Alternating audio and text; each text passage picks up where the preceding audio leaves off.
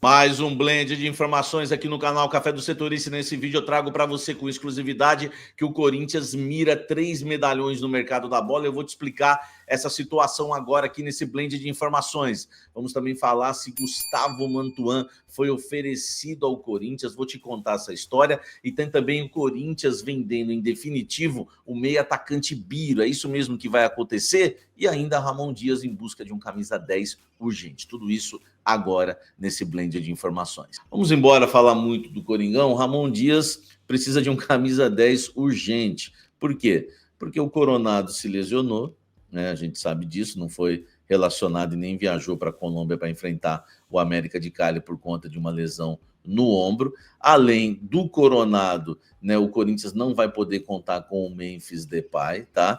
O Memphis é o titular absoluto, trata, né, o Memphis vai tratar agora de dores, né, no tornozelo. O Garro, titular absoluto, tem uma lesão no joelho, né, que está sendo tratada, enfim, deve só voltar no início de maio. E agora, né, mais duas lesões, né? O Coronado com uma lesão no ombro, né, que poderia ser o camisa 10, e o Memphis, que tem feito essa função. Tem saído da área, tem armado o jogo, tem dado assistências com problema no tornozelo, né? Tudo que aconteceu no jogo contra o Vasco, né? O Memphis sofreu ali uma lesão no tornozelo e o Coronado também com dores no ombro, tá? Os dois não foram relacionados. Agora, o Ramon Dias vai ter que buscar no elenco para esse jogo contra o América de Cali um camisa 10. Quando a gente fala um camisa 10, é um meia armador, tá? Ou ele vai ter que recuar algum atacante para fazer a função, Romero ou Thales Magno, ou vai ter que apostar no Dieguinho da base, tá certo? Ou vai ter que encher o meio-campo de volantes. Aí não tem jeito. Aí ou ele vai adiantar o Alex Santana, que ele fez isso já, né? Em uma das partidas desse ano, colocando o Alex Santana um pouco mais à frente, né? Jogando como meia.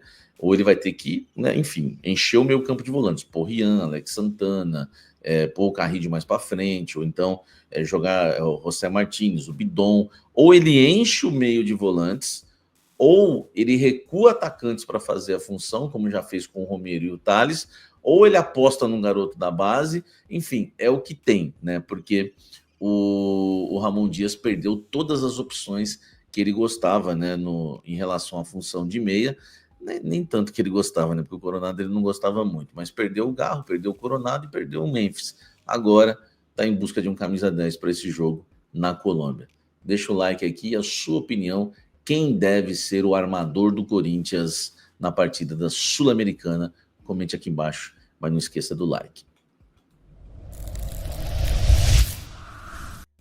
Olha só, o Corinthians pode vender em definitivo o meio atacante Biro, tá?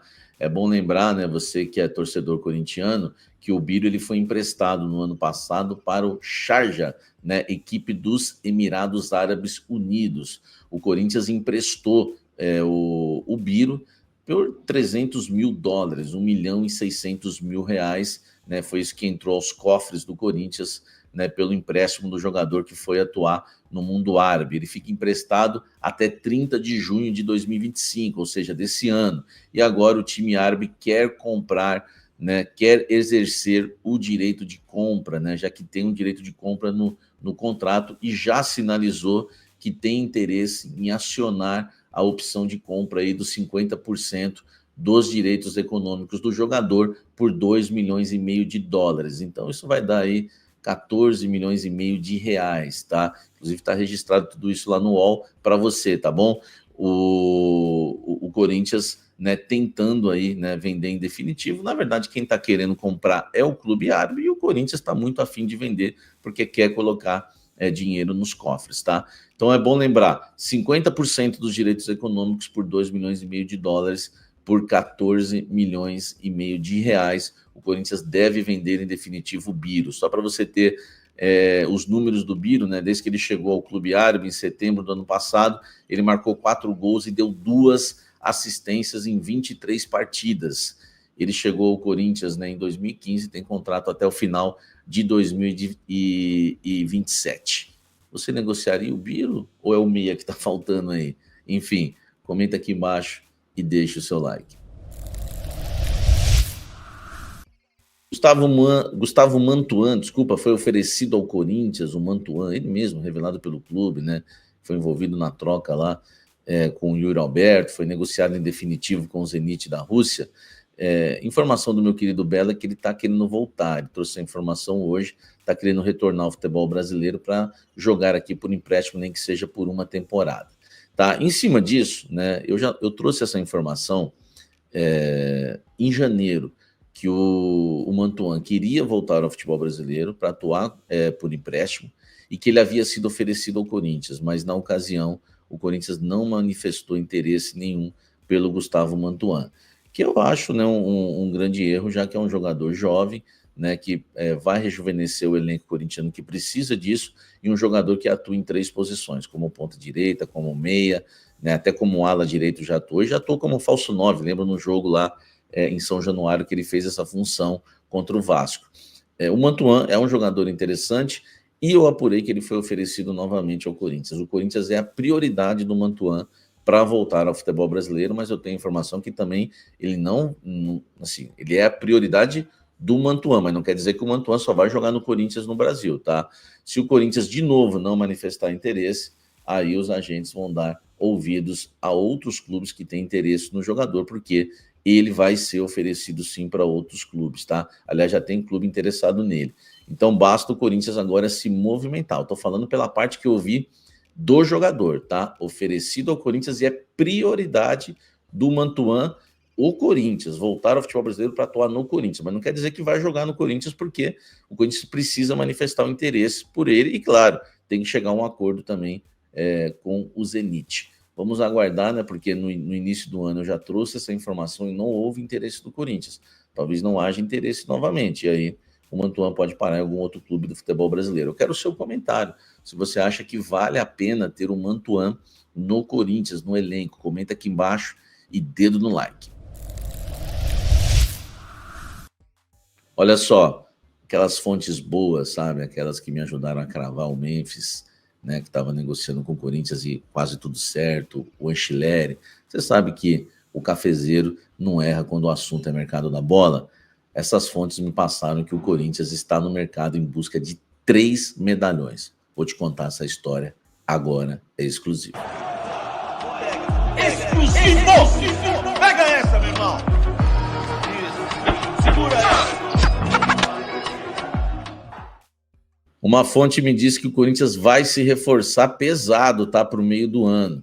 E que a ideia é trazer 3 medalhões, 3 jogadores realmente pesados, hein? Tá? Não estou falando de quilo, não, hein?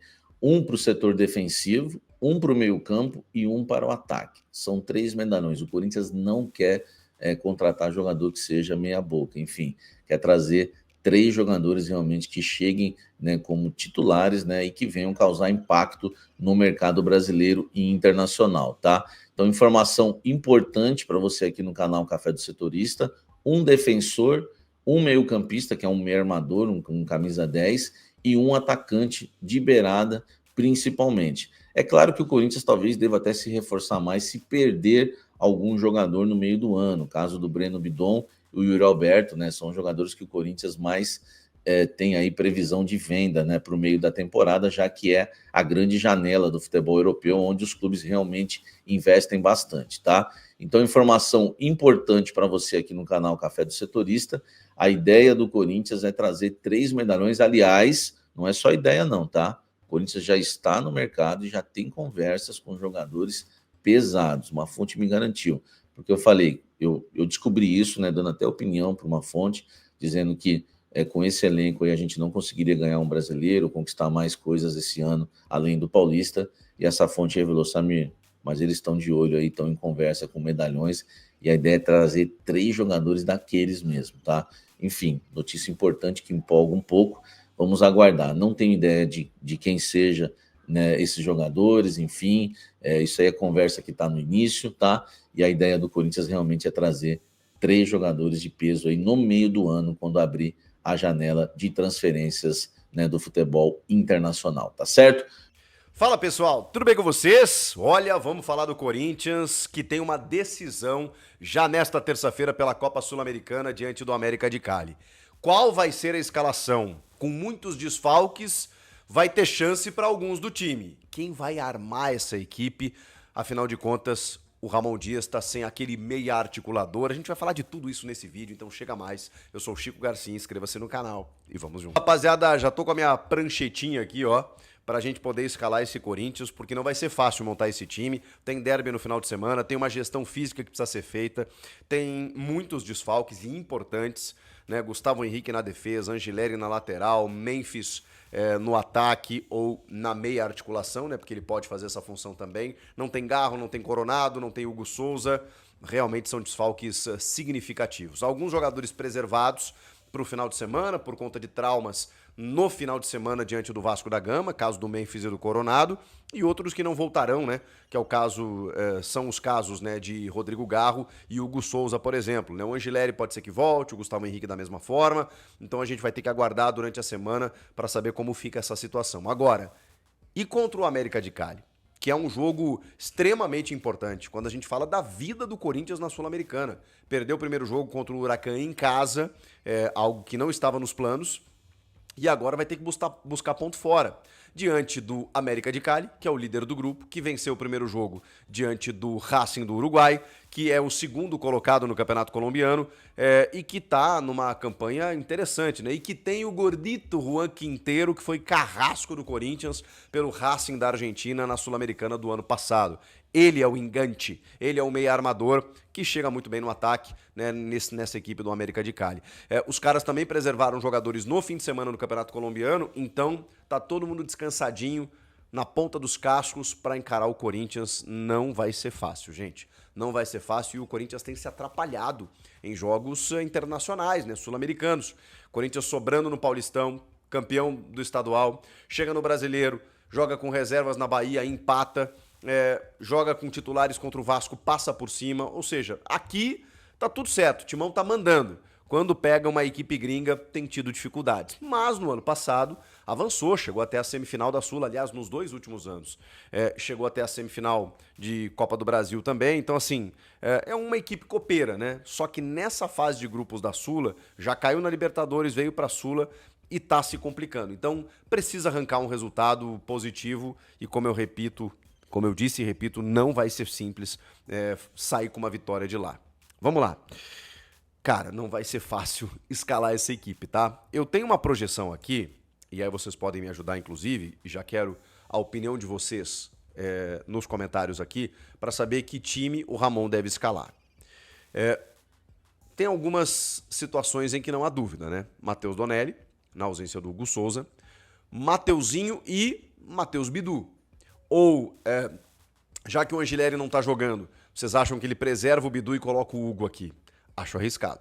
Então, na verdade aqui, eu vou colocar o time que eu colocaria se tivesse, por exemplo, o time em totais condições. Do tipo assim, você vai escalar o que tem de melhor? Então beleza. Então eu vou colocar esse time aqui em campo.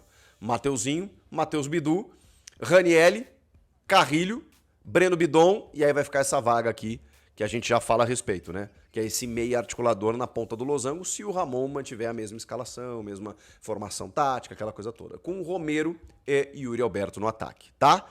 Essa seria uma escalação, assim, dita ideal e com tudo que tá à disposição, e com todos os desfalques. Não tem muito como fugir disso. Meio de campo, vou repetir. Ranielli, os 3 aqui, né? Ranielli, Carrilho e Bidon. Essa aqui é uma incógnita, com Romero e Yuri Alberto no ataque. Tá, mas e aí, como é que fica o banco de reservas? Bom, a gente chega lá, né? Porque vamos tentar montar um time titular primeiro. Eu acho que aqui não tem muita dúvida, tá? Ele pode inventar um Hugo no lugar do Bidu. Na defesa aqui, André Ramalho e Félix Torres. Tem muito como fugir disso. Vai dar uma chance pro Kaká. O João Pedro Tchoca. Entendeu? Então, assim, indo com o que tem de melhor. Torres, Ramalho, Mateuzinho, Matheus Bidu, Ranielli, Carrilho, Bidon, Yuri e Romero. Esse 10 aqui, eu imagino que seja o Thales Magno, que já fez essa função, jogando por dentro. E, na verdade, ele pode ser um 4-3-3 também, né? Ele pode ter esses 3 aqui, com o Bidon e o Carrilho chegando em linha para armar o time, o Bidon até um pouco mais móvel, e aí você ter o Thales para fazer esse lado esquerdo, com o Romero mais centralizado, o Yuri mais centralizado e o Romero mais à direita. Dá para fazer assim. né? E esse sistema fica meio móvel. O Tales pode cair por dentro, como o Memphis faz. Pode cair pelo lado esquerdo. Você tem o Bidon mais livre por aqui, o Carrilho da mesma maneira, né? Então você tem essas possibilidades, tá? Deixa eu só lembrar aqui a situação do Martínez, né? O Martínez está à disposição. Só não sei em que condições físicas, né, o Martínez. Então o Martínez também pode acabar entrando nesse time, tá? Agora, tem uma outra possibilidade, que é desse cara aqui ser justamente Breno Bidon.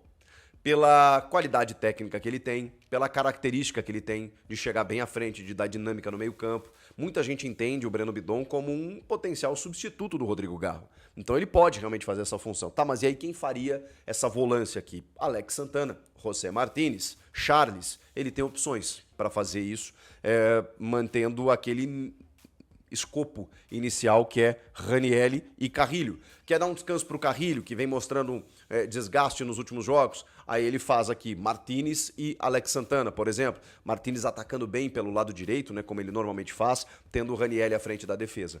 Não tem muito para onde correr, gente. Alguns jogadores ficarão mais desgastados. Então essa gestão física você faz meio que na emergência. Tipo assim, quem é que tá bem?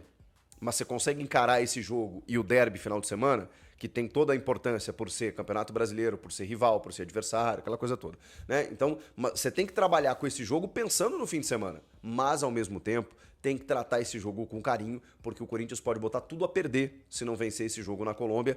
Não que esteja já matematicamente eliminado, mas vai ter que fazer uma epopeia para classificar, nem que seja em segundo, para pegar um playoff, para chegar nas oitavas, uma loucura. Então, vencendo hoje, ele dá uma equilibrada na derrota sofrida para o Huracan na primeira rodada. Então, assim, o que vocês acham? Eu acho que é mais ou menos isso, né? Ranieri, Carrilho, Bidon, Thales Magno, Yuri e Romero. Esse seria o meu time, mas tem muitas variações que ele pode fazer aqui. Para segundo tempo, aí é aquela coisa.